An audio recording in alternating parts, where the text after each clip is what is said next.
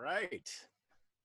Welcome to a live video pre-recorded podcast of Command Control Power for the ACES conference, the prequel. In 2020, here we are, May. We made it. We made it this far. Hey, guys. Good to see you, Sam, on a desert island somewhere. Well, I decided to record this show from my beachfront property, so I hope you guys don't mind. Looks like there's a little chop. This has been amazing. A little choppy there. It looks a little windy, though. I don't know. Yeah, it doesn't appeal. Can you hear me over the wind noise? Yeah, exactly. Oh man. Well, and so I guess that answers the question. What's the one thing you'd bring to a desert island? It's your podcasting equipment. We know how dedicated you are to the show now. That's right. Yeah, that's quite a swanky hat you got there. That's right. This is my fedora. Yeah, and my AirPods are working really well against the high winds. You can't even hear any of the winds through it. No, it's amazing. Good. No, good noise cancellation. Yeah. So Joe, I noticed you don't have any pandemic facial hair. What happened there? I thought we were going to do like the Sgt. Pepper era kind of recording. Oh yeah. I mean, that's the one thing that's easy for me to maintain. You know, I bought one of those electric razors before I got back on the road, so that turned out to be a nice thing to have. Can't do much about the mop on top, you know, but it is what it is. That's my feeling. But you're looking pretty spiffy, Jerry. You got the facial hair carved it very nicely. Yeah, thanks for the setup. That was really nice. I got the Richard Wingfield starter kit on right now. Nice. To go the full Monty, I would have to do the shave off to go full boat. But I'm easing into it. You're doing it live, right? You waited for the show to do that part, you know, right? It depends. Maybe we could have a Patreon drive and do something like that live. Yeah, exactly. Sweet. I'm all for it. Okay, you can't take it back now. That's good. Well, I'm not making any promises. Okay, all right. Sam's got the beard. Well, for Sam, that's just like his regular 5 o'clock shadow, isn't it?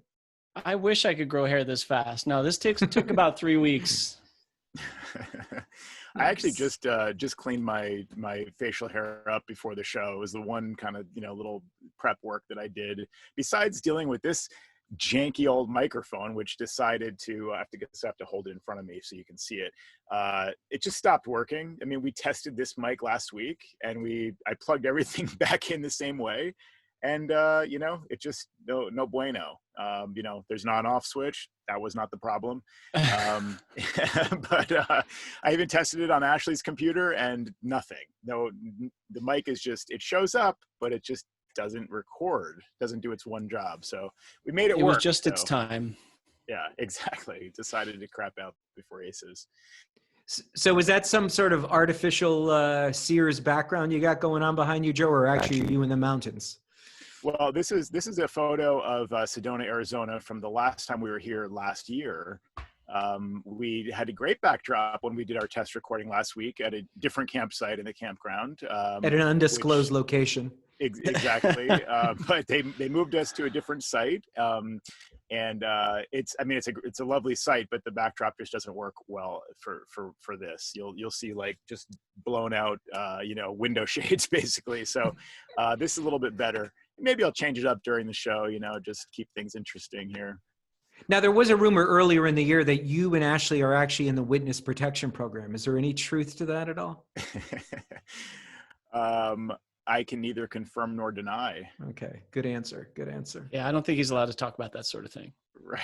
And now I'm going to have to move again. So luckily, it's easy to do. Just turn the engine over. Yeah, exactly. Right. We're always moving.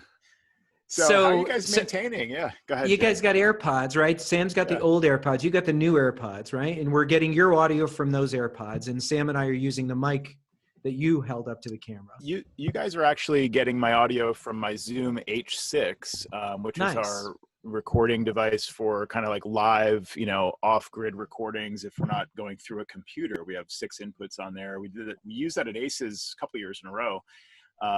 So I don't know, how does it sound? Does it sound okay? Because it's definitely not AirPods, but hopefully it's better than that. Sam? It does. Yeah, it does actually sound pretty good. Cool. All right. So if Sam, Jerry's okay with it, then I'm okay with it. Yeah, I'm okay with it. I'm okay with it. Sam, any sort of AirPod story you'd like to share with the ACES attendees? Yeah, speaking of setups, thank you, Jerry. But yeah, so I was I was actually at the market the other day, and so as I do, I had to go to the market. We've either is around here, or you can go on your, and depending on availability of deliveries and also the groceries that they can bring, sometimes we opt to go. So I did, and I wear a mask and I wear gloves and do all of the appropriate things I need to do to go there. And I also always wear an AirPod in my ears so that if I have to ask my wife something, I can just say, hey, Siri, call my wife, or send a message.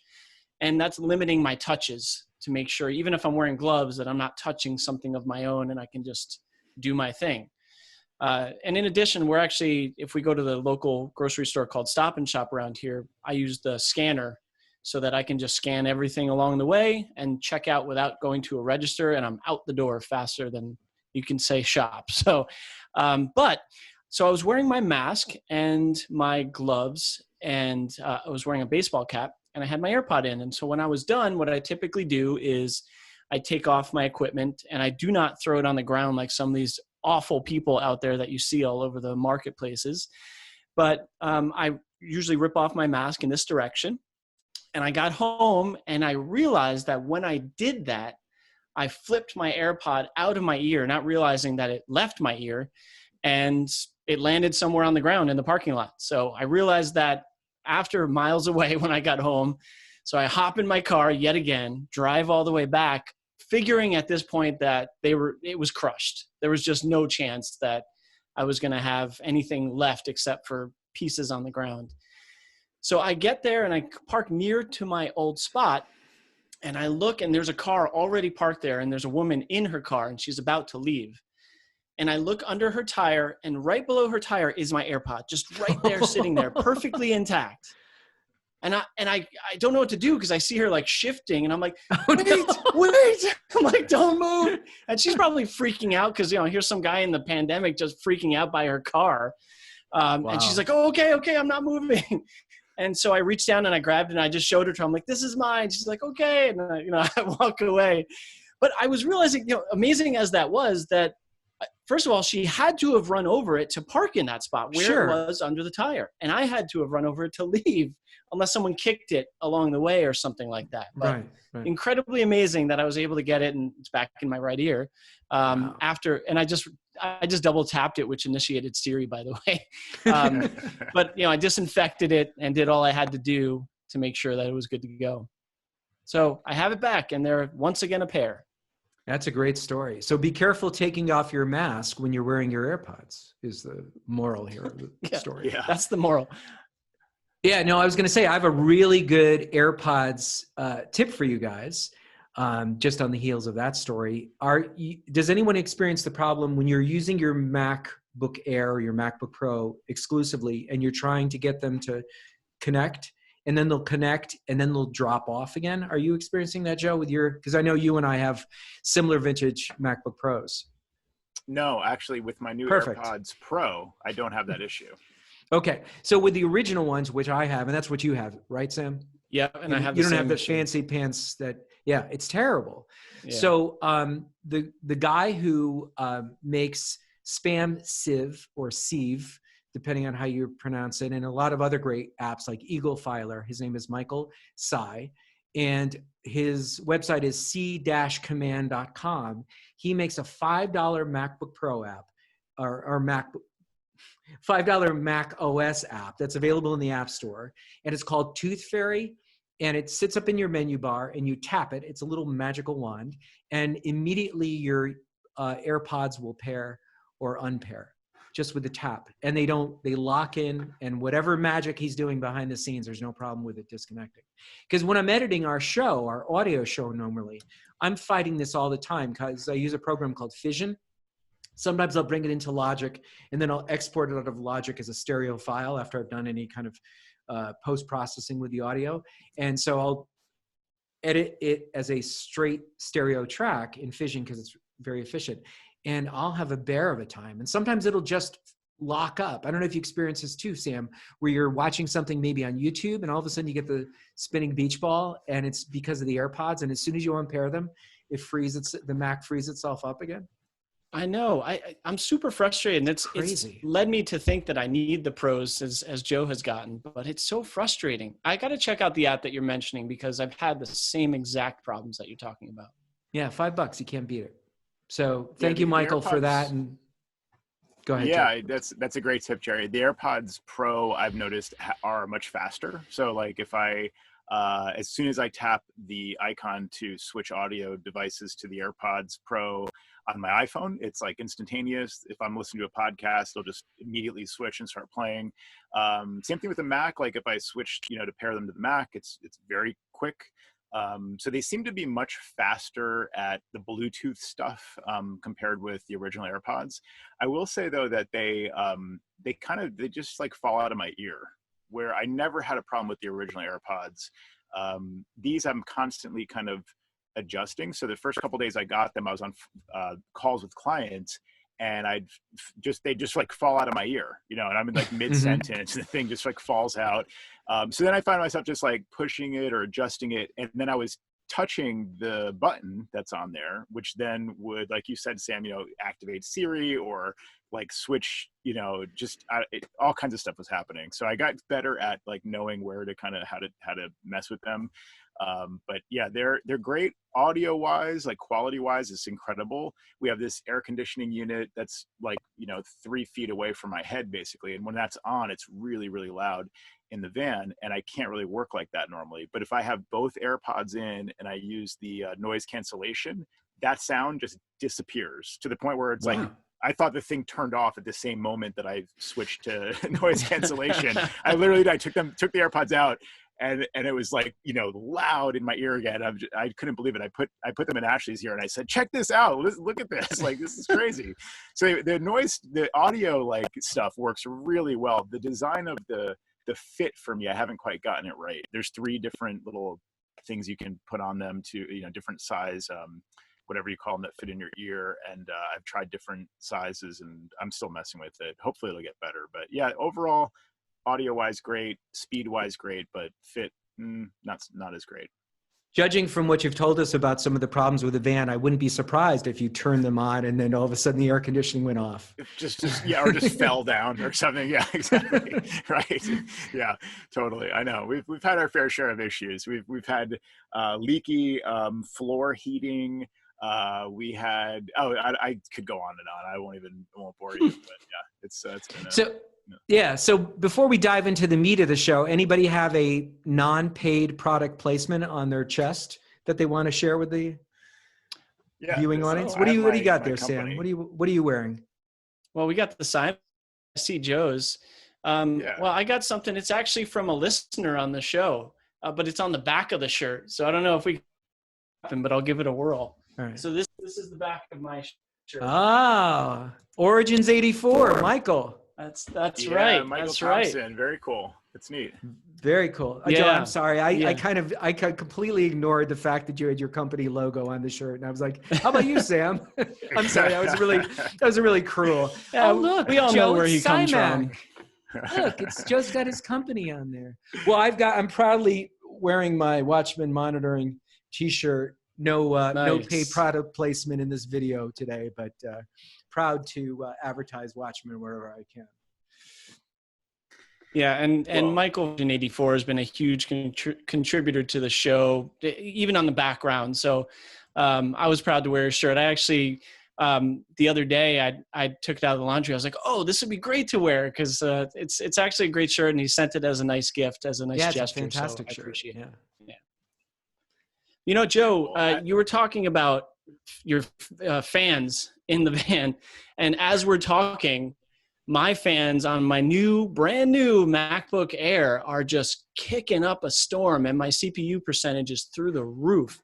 And I'm finding that with this brand new computer, it's crushed with any virtual meetings of any kind and anything that really didn't put a damper on my MacBook Pro. So I'm a little disappointed as of right now. And there's nothing from my old computer either. I set up a brand new Mac, just manually took over some of my documents and folders, but I didn't transfer or migrate anything from the old computer. So it's a fresh, brand new MacBook Air that I'm quite disappointed to say is really getting crushed under anything of value on the computer itself. Is it a quad core that you purchased? And how many gigs of RAM? 16 gigs. So that's what I heard on MacBook. Sorry, it's a quad core. It's a 1.2 quad core. Oh, it is. Okay. Yeah. Because on MacBreak Weekly, they were saying that you really shouldn't skimp on the quad core. You don't necessarily need to go to the i9, I think was a possibility on that, or an i7, but definitely an i5 with quad. So you've got that, and you've got 16 gigs of RAM, and you're still having problems. Yeah. I mean, for the most part, nothing, I won't say that things stall that much. It does happen periodically, but so this meeting is not stalling. I'm not getting the beach ball, but it's just really putting a hurt on the processor.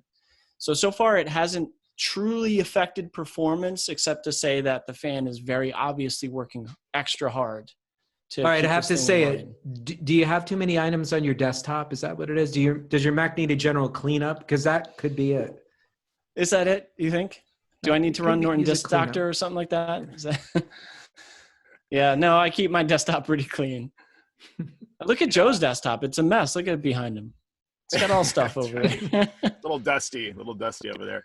Well, I mean, I have to say, I had high hopes for this new MacBook Air because we actually bought Ashley a new MacBook Air like back in January, I think it was. We picked it up sometime in February. Right before we got back on the road, she had used it for about a week or two at the end of February. And it was the previous generation. It was before this one came out. And so, when this came out 1 month later, I was kind of just shaking my fist at the air, like, just my luck. I mean, we bought this old MacBook Air now, which at the time was really, so she was coming from a 2012 MacBook Pro. So we really desperately needed to get her a new computer. And we figured, well, she can go with the MacBook Air. She's not doing much heavy lifting, didn't need a bigger screen, kind of went through it and decided this is the computer for maybe the next, few years, maybe 1 to 2 to maybe 3 years. But we weren't expecting much beyond that. The new MacBook Air came out, and Apple were kind enough to take back the old one as a return. So we actually returned the purchase. Wow. It was like a month and a half into it. Placed a new order for the new MacBook Air. That took 2 or 3 weeks to arrive. So they were really very generous with the time frame of allowing us to return the old computer. So we're very excited about the new one, thinking all the problems with the old one, the slow processor, it's just underpowered basically. We thought that would all be fixed with the new one. And the new one, has been okay. I mean, it's definitely been a lot better, but we're kind of seeing the same thing as you, Sam. Like the fans kick in a lot more often than you'd expect in a brand new computer doing things that people do every day, like Zoom meetings, Right. It's just strange. It's just, I don't understand really why.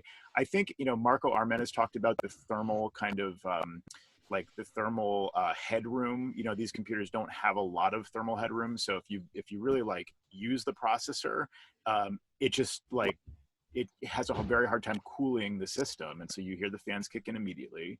And if it can't cool the system, then it throttles it. So, then you start dealing with that problem where suddenly everything's grinding to a halt. And it turns out that kernel task is like, monopolizing the CPU in order to prevent other processes from having access to the CPU and making even more heat.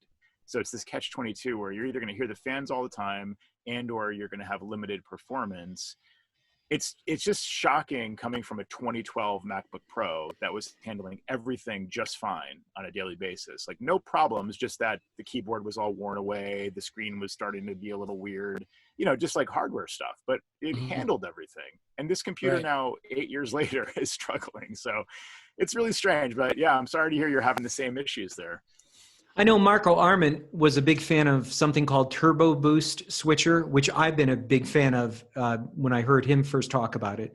And so I would imagine that both MacBook Airs that you guys are speaking of do have Turbo Boost built in. And I was wondering if you downloaded the free trial of that, so it doesn't switch automatically. You can't schedule it. It's more of a manual engage or disengage. I would be curious if one of you guys or both of you tried it and tried to disable Turbo Boost and see how it's worth a shot. Yeah. Look at I mean, Jerry I coming wonder. through with the big. Look That's at why I you. get the big monies, Sam. That's right. I wonder what would happen. I mean, because you're recommending turning turbo boost off, That's right. and then it would, at least the fans probably wouldn't have to crank up as much. But then it's like, could it still? Well, I guess Sam, you're saying it's able to do everything you need it to do. So Yeah, it does periodically beach ball, but it's not like my day is being inundated with that. So yeah, it's just frustrating to hear, for one thing. Yeah. Like, I'm just super annoyed that I can even hear that noise right now. right. That would But drive me anyway, crazy. yeah. And what has your feeling been, either of you guys? I haven't come in contact with anybody who's gotten a new MacBook Pro, the 13-inch, that's just come out. Where do you think you'd land with that? I don't know. I'm kind of curious to Joe's story about swapping out for a new model, because the MacBook Pro did get announced. I know. I'm really thinking about this because I went from a Pro and I thought, you know what?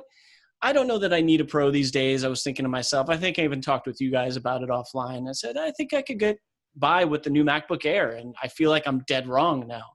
Let alone, I have not tested my VMware Fusion yet. And I'm almost like opening that up to see what would happen. So I think a few more tests are in order. Huh? Yeah, let's do it live on the show, right, while I'm recording. Yeah. They lose me. That's what exactly might happen. right. Yeah, that's rough, man. I don't know. I kind of went through the same, process. I was looking at it like, guys, talk me out of this. Like, we're thinking of getting Ashley a MacBook Air. Talk me out of it. Is this crazy? Like, doesn't seem like she should need a Pro. I mean, she's doing email and chat support for her company. She's doing video calls. Like, that's things that college kids do. That's things that, high school kids do. Every day, people at work do this on a MacBook Air. Like, it should be fine. It just seemed logically like it would be okay, to the point where, I think we were all very surprised that these MacBook Airs are not as powerful as we'd really hope. So that new MacBook Pro, I'm just very happy that Apple now has a product line that I can wholeheartedly recommend across the board, as far as like longevity of hardware. No longer do we have to worry about the keyboards just failing or clients having those kinds of issues. Right. They're in a much better position, but it's still hard to decide on Pro 13-inch versus MacBook Air. I was inclined to consider a new MacBook Pro if they had come out with the 14-inch, because I'm still using this 2015, and it's been, there's been really no friction here in a long time. It just seems to do what it needs to do, and I'm not getting what you're experiencing, where the fans are ramping up, and I'm just going to try to ride this out as long as I can. Sam, you have the MacBook Air 13-inch. I have the MacBook Pro from 2015, but the 15-inch. So I was also looking forward to the possibility of a 14-inch MacBook Pro, because I do feel like I need the Pro, but I want at least, I think, a 14-inch screen. The 15-inch is great because I, connect to a 27-inch iMac remotely, say. I need the pixels. It really helps me with my work. So when you guys are connecting to a client machine remotely, like we all are now doing almost everything remotely, do you plug into a monitor, Sam, and you, Jerry? Like, if you have this machine as your primary everyday machine, are you plugging in to a monitor when you're doing these remote support calls and things? Are you concerned about scaling? Yeah, I guess so. I mean, just being able to see the screen, really. Yeah, I do have some of that difficulty. It's kind of funny because a long while ago, started teaching classes.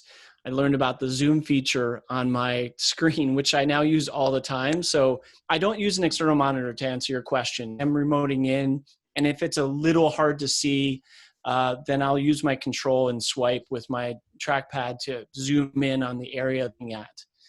Yeah, I kind of work around it, but I see your point. I mean, I've never wanted to go beyond 13-inch in years, but those remote tools into some of the other computers can prove to be challenging. Yeah, I mean, for me, just I go into accessibility and I've enabled Zoom. And so I use that with a modifier key and 2 fingers on the keyboard and zoom in when I need to. Yeah. Right. And that seems to do the job. It doesn't get too hairy a lot of the time, and that's with a 13-inch MacBook Pro. So. Right. And so you're just zooming in, like, let's say a team viewer showing, not full screen, but like full size window taking up your whole screen. And you're finding that zooming in using the, you can hold control and swipe up or whatever you've set that to, that display, like the quality actually is there for that kind. I haven't really tried that. I guess I should try that. It's actually awesome. Yeah. Really? Yeah. Okay. Nice. All right. Well, maybe I can be a candidate for a 13-inch Pro. Not an Air. Thank you, Sam, for vetting that for us. But I was gonna say I got one to sell to you, but all right. Yeah, exactly. I might be selling my old 2015 15-inch here. It comes complete with an extra fan vent in the front, which is not factory, but it's dented and slightly open, so you can have the airflow coming in through the front as well. Always love that. Great system. Yeah. But I would be encouraged, Sam, by what Joe said about the fact that they're a little bit more liberal on their return policy. So especially because the stores have just opened, I would try to see if you could do an upgrade. Yeah, I'm going to reach out to one of my contacts and see if they can help me out, so to speak. But we'll see. Well, honestly, Sam, just call the Apple, call Apple support, because it could not have been easier. They asked me. They asked for an exception from a supervisor, and it sounded very likely. And then they came back in like 5 minutes, and it was a done deal. So they're very they definitely are even more customer service oriented than I think they always have been. And I think this is also not only during quarantine and COVID and everything, but I think also when you're on the cusp of a new computer, they don't want a person who just bought a Mac to feel like profound buyer's remorse. So they have this incentive to like just take care of you, basically, especially when you call and say like, I'm an Apple consultant. I mean, I don't know, maybe that could undermine things. Actually, it just depends on who you get. It'll help. It'll help. Yeah. That happened. I'll tell us, huh?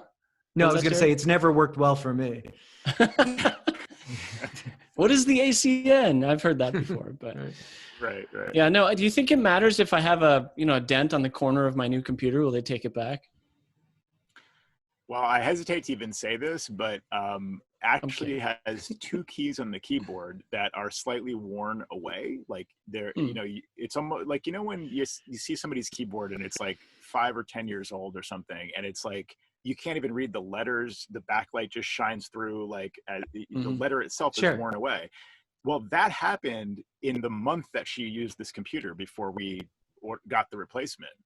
So when they get it back, they're going to see that nothing was spilled. It just wore away. It seems like a design flaw to me. So I'm hoping they don't, I don't know, have any concern with that, but I think a dent might be a little bit of a different story. We shall soon find out. Sam, you were gonna tell a little anecdote about calling up the Apple Care people. Was I? Yeah, before I rudely interrupted you about mentioning that I was an ACN. Oh no, or the fact that we have that additional call-in number. Nothing anecdotal there, but that could also help to get a direct line into them saying we're an ACN, provided they know who we are. But I was kidding about the dent on the computer, but I don't know if we can see this on the camera, but my iPhone, now we can't really, but there's the bottom of my iPhone 11. Do you see that crack ever so? I see that. Yeah. Wow.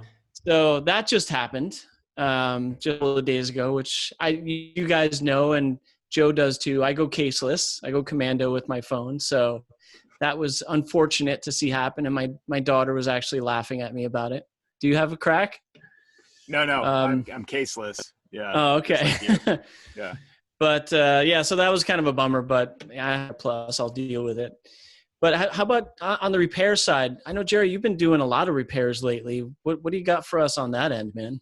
Sure. No, you were talking about commando, and I was thinking commando control power would be. I don't know what that would mean. The higher tier. Funny. That's the higher tier patrons. They get the commando control power. Yeah. Or if Zoom meetings are this way up. Yeah. Or if you were wearing a Highland skirt, you were Scottish, you'd have your commando control power. Right. Don't get me started on the Mike Myers Scottish thing again. I'm going to start cracking up. So yeah, I've been doing a little bit more repairs in the last couple of weeks. So there's been those opportunities to basically take apart 21-inch, 27-inch iMacs, put in Samsung SSD hard drives. And I did have a recent repair that I wanted to share with you guys because it kind of caught me by surprise and didn't quite go as well as expected. So, we talk about this a lot on the show, and you always say like, oh, I've done like this many or that many. I would say without exaggeration, I've done over 50. 27, 21-inch. And in some cases with the 21-inch, I've removed, and the 27s, well, actually the 27, you don't need to do that. I've removed the logic board from the 21 inches to upgrade the RAM, because that's the only way you can do that. Right. So I got in a 21-inch 2017 iMac, which we'll see in a moment. I'll do a screen share here. Actually, let me start to show it to you. And it had instead of having a Fusion drive in it, it had a custom to order 1 terabyte SSD. And this is what it looks like with the logic board removed. And, it's kind of a big deal to pull it out. But once you do it a couple of times, and Lord knows I did it a couple of times with this one, it gets easier. So the NV RAM module is right up at the top of this picture here. You can see just underneath the ports. So if you see the ports at the top of the logic board, the way the board is now oriented, that's the NV RAM. And it's actually NVMe, which stands for Non-Volatile Memory Express module. And what can go into a 2017 and newer is an Aura Pro X2. So OWC makes Aura Pros. They've been making them for a while. This is an X2, and it's just as fast, if not faster, as what Apple would have put in there for a custom to order. So during the course of removing this logic board, what happened to me was it's a little bit tighter than working on a normal 21-inch where you have to pull out the logic board, because the heat pipe, if you see it coming off of the cooling off of the left, remains attached. So that whole assembly that you see upside down and resting on the iMac actually has to come out as one unit. And I hadn't encountered that before with the other 21s where I've removed the logic board. So as I was removing the logic board out, I caught a piece of, well, this shows you what I put in. This is the Aura Pro X, another, and the module that I removed down there is the bottom. It's an identical pinout, so it's a match for match. But in this picture, it shows you just the corner of the logic board, and I happen to wing 2 little gizmos there in the lower right-hand side of the logic board. And I didn't notice it when I pulled it out, but as I was examining the logic board, I did notice the damage. And I realized that if indeed I mounted the the Memory Express RAM, what is it called? The SSD, I have to look it up again.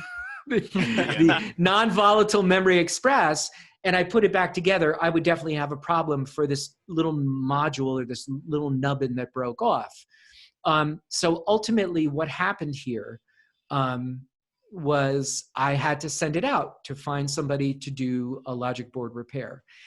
So if you see in this picture, this is actually the area that I winged off as I removed it. I don't know if you can actually see this in the video, but if you look at the lower right-hand corner, there are 2 gray little items. Well, one is actually off of its perch, and the other one actually has part of the top of it whacked off.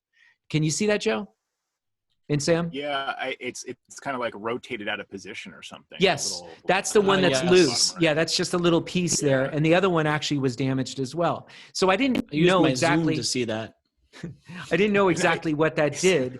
But I sent it out to a place recommended by John Motor, who's on Slack, and he's out of Iowa, and this is the Computer Repair of Des Moines. And John says these guys do board repairs all the time, and you might want to send it out to them. So I did. I overnighted it to them, They looked at it. They said, this is something we definitely could handle. Send it off to us. Overnighted it. And I got it back, and it looked a little bit like a Tim Burton movie when I got it back. And I'll show you the next picture. So there we go. So the wow. orientation is different in this picture. If you flip that 180 degrees, maybe I can do that through the magic of computers. There we go. So the little nubbins are gone in the lower right-hand corner. And you could see they had to bring in another component. Now, what that piece did was it actually controlled the Ethernet port on the 21-inch iMac. And they have this groovy stuff that they put all over the board, which keeps all the little wires in place. And you could see that in the picture now. And we'll rotate it again to get to the orientation correct. So that's all solidified on top so that if you were putting it back in, you wouldn't do damage to the repair. And again, another rotation. And so this got all buttoned up, and it worked like a dream. That was great. The only downside to this whole thing was that these non-volatile memory expresses, these modules, you cannot take out and mount in a standard OWC chassis. So we know that if you can get the external enclosure for a drive that you remove from OWC and place it in there. But OWC says that they don't make an enclosure which will mount the 1 terabyte Apple NVMe that I pulled out of there. So that's kind of weird. So then you don't, you've pulled it out and you can't do anything with it unless you find somebody out. And there must be somebody else out there, in China who, makes some sort of an enclosure for this. But, and the other thing was I originally tried to do the migration using the OWC enclosure with the board still intact in place. And I couldn't do that at all. So luckily I had backed up this computer. Joe, I always think about you when I work on these things nowadays, because, Joe's always saying, like, you got to do backups and make sure you don't do a backup. And thank goodness I backed up this machine, because there was no other way for me to pull the data off of this 21-inch iMac other than having the original drive in place and backing up to an external drive, not the new 2 terabyte that I was going to put to replace it. So it was a long process, and, I kind of got out of it with not getting really too financially hurt with this board repair, but it was certainly an adventure. So, be careful out there. Look at that Frankenstein logic board, though. Can you go back to that? That is remarkable. I mean, what they were able to do. They actually added a component which is some kind of a, I don't know if there's like a programmable ICU kind of thing, or IC, whatever, integrated circuit chip, like that they like made to replace the components that got damaged. I mean, that's incredible. But I could have done that for you, Jerry. Why don't you just call me? I could. Yeah, there was definitely some artistry in what they did there. And again, this was complete. When this went back into the machine, it was completely hidden to the client, because this actually, that part of the logic board, as you could see where the ports are, it gets tucked underneath. So the client would never see that repair if they opened up the iMac. Is it true that the reason Johnny Ive left Apple is he saw one of these repairs in the wild and he just couldn't take it anymore? He was like, I'm out. Could very well be. That was cool, really, I was intrigued through that whole thing. I mean, usually I fall asleep on some of these stories, guys, but no, that was a good one. I mean, that I was looking at it going, oh my God, that's amazing. I could never joke, but who knows? Yeah, just look out for those. Yeah, look out for those NVMEs, because there's a real gotcha there. Those, if you remove one, you can't do anything with it at this point. Right. Yeah, and thanks to John Motor for the recommendations. Yeah, thank you, John. Yeah, very cool. Yeah, well, that's a pretty unique scenario to be in a repair like that. To get that deep into it. I mean, we've certainly done our fair share of third-party SSD upgrades, but we typically avoid like the other side of the logic board, basically, because I guess this is one of those hazards. It's too intricate. There's too many little components that are too easy to damage. But I see where you're coming from, because without the proper amount of RAM, you know, it's just not a good outcome necessarily, like even with an SSD upgrade. Right. I've found, you know, if they don't have 16 gigs, they're not really going to get the full benefit of the performance of the machine. Even if they have a nice fast drive, you know, they can't really do much with it if they don't have the right amount of memory. So, but that's great that you're able to get in, you know, do some damage, get out, and not have, you know, not have it damage your overall, you know, I mean, it like, in other words, you didn't really lose money on this overall. So that's a good thing, because it could have been. No, I came out all right on it. Yeah. Thank goodness. Nice. Yeah. But there's people out Sam, there that are capable of doing those kinds of repairs. And one guy who's, I just need to throw this in, who's highly visible on the internet is Rossman,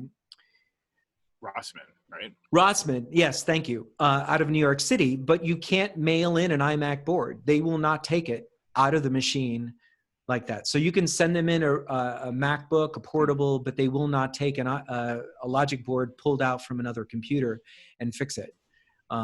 So that I was dead in the water using them as a resource. So you sent this company in Iowa the logic board itself, and that's it?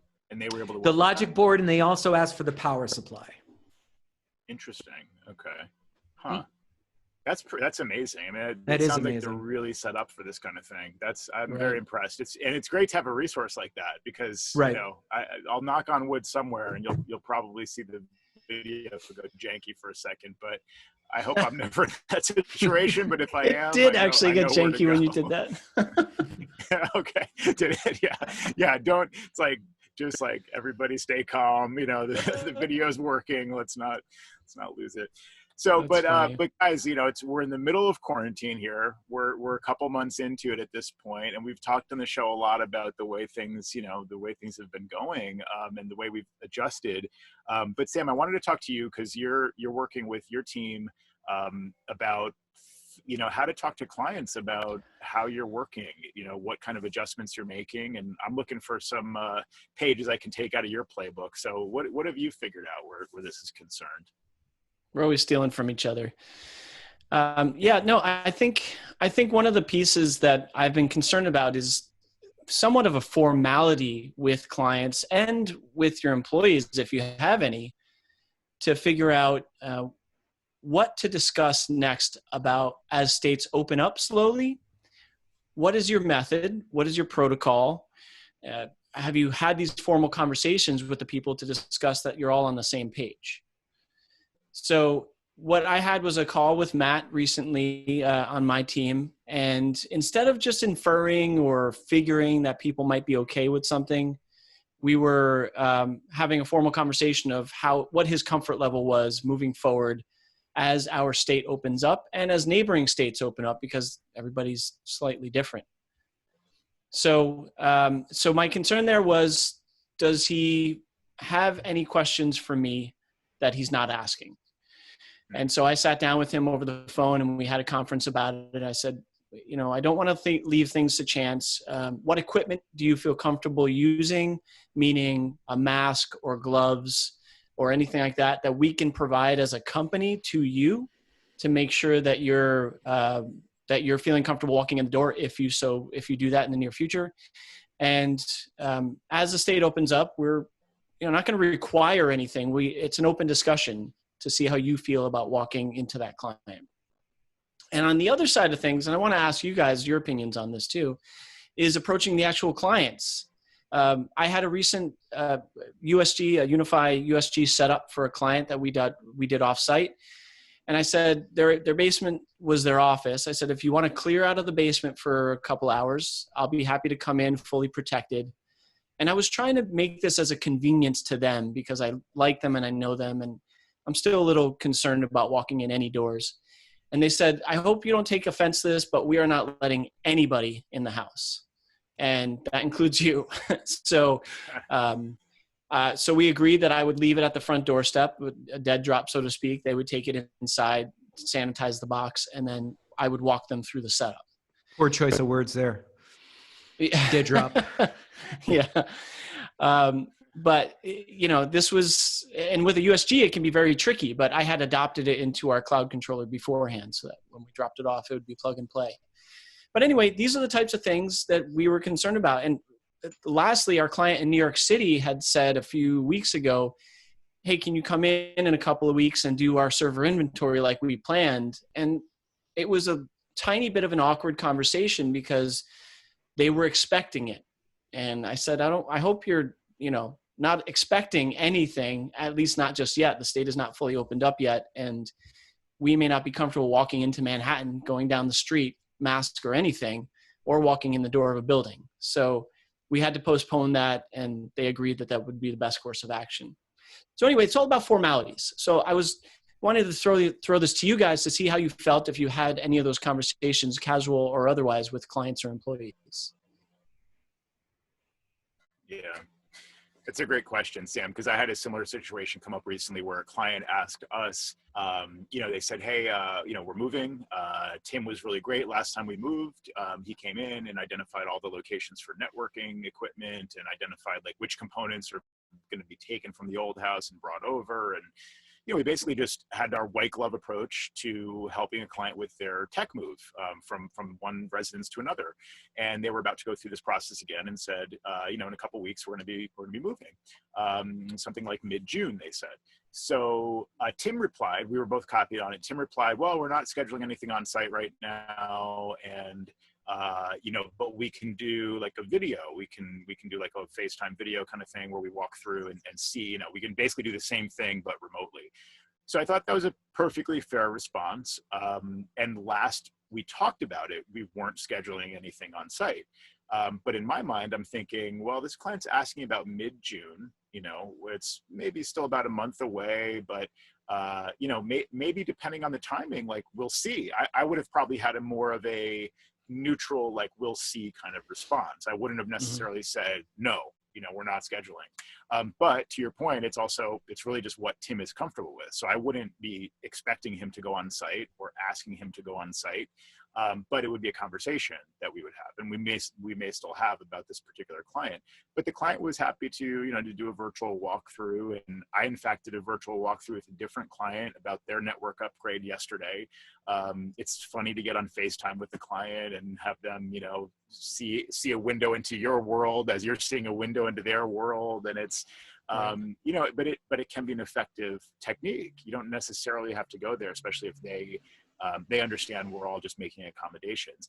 But the funny thing was too, with this client that I was on with yesterday, they had their electrician there, they had their interior designer there, and like one or two other people kind of in the background moving around. I was on the FaceTime call with my client, her interior designer, who's actually another one of my clients who introduced us to her, and the electrician. And one of them had a mask and it was pulled down to like her chin.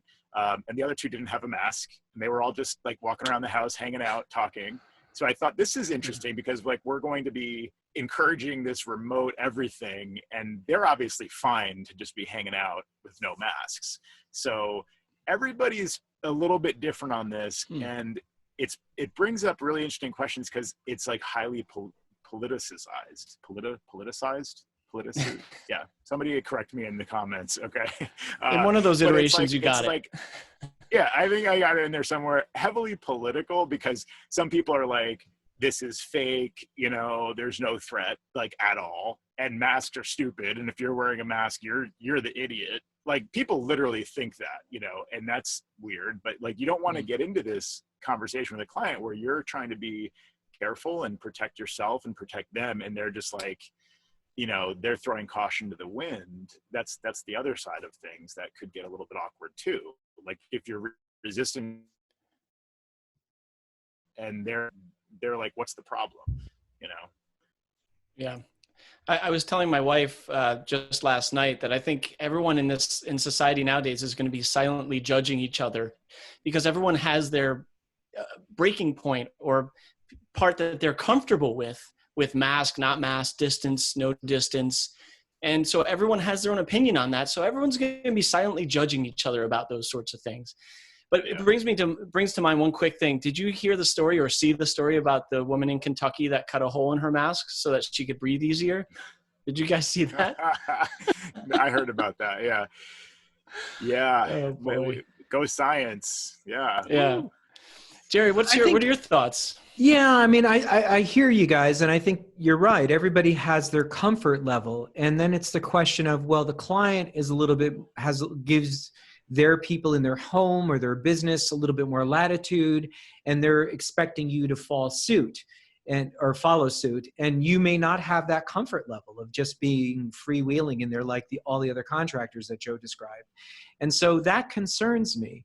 Not that they may move on and find another consulting company that's willing to, send their frontline people out there to do the work. But, what's the long range implication of this? Like, when are we going to feel comfortable? And we all kind of live in a microcosm, and we only kind of see what we see outside of our local network of venturing out that we're doing right now.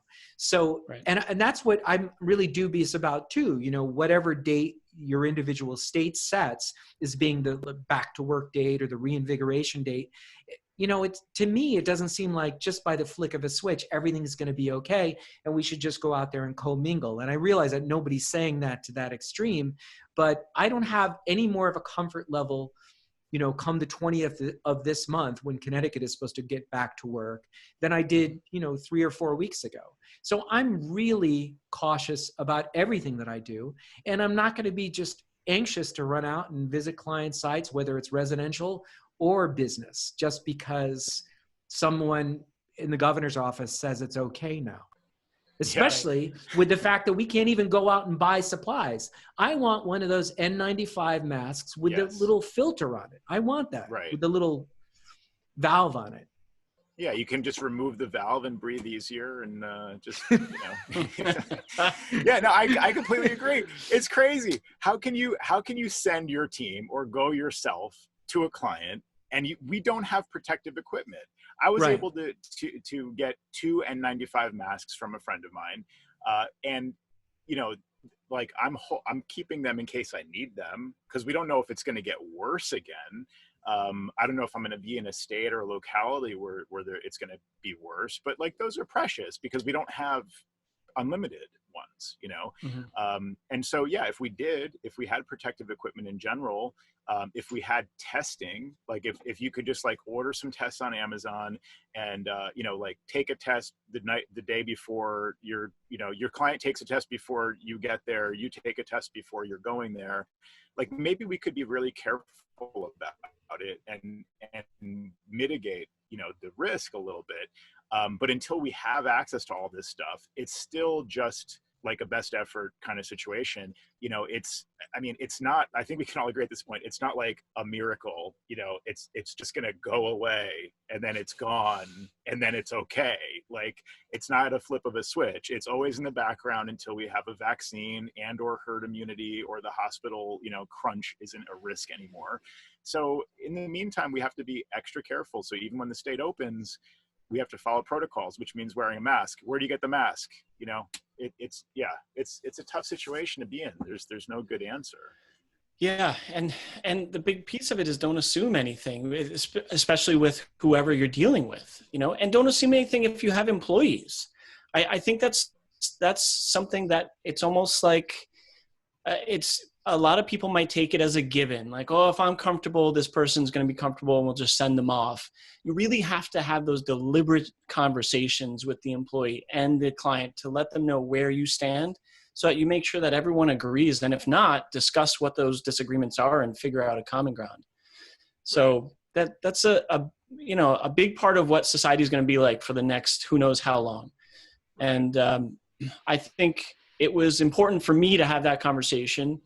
And now that's all out in the open, and I wanted him to know, we're going to get you the supplies you need. We're going to supply that because we're the company you're working for, and we're not going to put you in harm's way. So, but even so, there's going to be some time where certain clients are not going to be visited. We're going to base it on the type of client, if anyone's there, are they an at-risk client? Because we have some senior living facilities that we work with that's concerned. So we'll be taking it as it comes, and I'm sure the three of us will be having more and more conversations around that subject matter for a long time to come. Yeah, it's a really interesting topic because we are such a service-oriented business in general. And I think, the three of us and more broadly, the Apple Consultants Network, our colleagues, we all tend to take a very high level service oriented approach where, of course, you're going to do whatever you can do for the client. You would not, under normal circumstances, ask a client to find a place in the rack in the basement to plug in a Synology, and then power it up. And, you just wouldn't be like, but that's exactly what I've been doing lately. We've had a few Synology installations, setting up backup devices for clients where we set it up, it's plug and play, it's all in, quick connect and everything. So as soon as they plug it into the network, it's just online and they're good to go. But I mean, we've trained clients to think of this stuff as like technical and like they don't want to get their hands dirty, so to speak, and we don't want to ever ask them to do anything that would require them to lift a finger, to some extent. And here we are saying like, hey, Mrs. Smith, can you like go down to the basement? Already you're like, wait, what are you asking me to do? Like you're go to the basement, and then like, okay, can you find this rack of equipment? And there should be a bunch of lights. There's a bunch of ports. They look like phone jacks. I mean, come on, like you're, and like this is, and I've literally had a client say to me, like, I just want to ask you about how you're charging for this, because, we talked about this number of hours that it would take to set it up remotely and, configure it, connect, configure all the Macs to back up and so on. We had a project price for that. And now we've been on the phone for an hour and blah, blah, blah. And, I, just like want to know how you're going to charge. Like you would normally do that, right? They were kind of asking me. And I said, absolutely, we would normally be doing this, but obviously there's extenuating circumstances. And you'll see on the invoice, because I had already sent the invoice for the work, the proactive credit from that phone call where, we were on the phone for an hour and we're going through like which cables go where and everything else. I credited back a half hour of that, because it should have taken it a half hour basically. So I just did the right thing with regards to the invoice, but that's not always good enough. Clients expect the white glove treatment and we can't always provide it in these circumstances. So yeah, we've got to navigate it somehow. Right. Well, I think, there's a lot more to come regarding this topic and subject matter and how our world changes. I think what you're talking about also makes me think about some more about what our clients consider we do as technical. Like if they were able to plug this in and connect their stuff, what am I paying this guy for? I was able to do that, So how technical is this? So there's the other side of that too, of obviously there are some things like a pre-configured Synology they can't think that they would do, but installing equipment that they were able to do through a 15-minute walkthrough. And they're like, oh, last time we did this, he charged us an hour for that to set that up. It makes them wonder, I think, certain clients, not all clients. So some of the clients are very happy to have you continue to do what you do on a remote basis. But I can see some of the clients that inquire a bit more, maybe do research on numbers and price check a lot of things, that they might start to second guess some of the stuff that we walk them through. Could be wrong, but you never know. I just think these times are going to make us and our clients question so much more going forward. Yeah. Well, what do you say, guys? You want to do this again sometime? A little Zoom conference for our podcast? Yeah, I want to say thanks to Justin Esgar for continuing to run the ACES conference all these years. I think we're, year 6 or something like that. So good for him. And Tim, I think he has a whole board of people, working on this with him, but keeping it going, even with all the challenges, some of which we've been discussing here and just the broader concerns. So great work, Justin, keeping this going, and team. And also for inspiring us to do this video podcast, because I think we may decide to do this again sometime. So it's if you see more videos from Command Control Power and you like it, you can thank Justin. You can go check out the ACES conference at acesconf.com. So what else, guys? Any closing remarks? Well, as I used to say on Hill Street Blues, be safe out there. Good advice. Good advice. Stay safe, stay healthy, and we'll see you when we see you.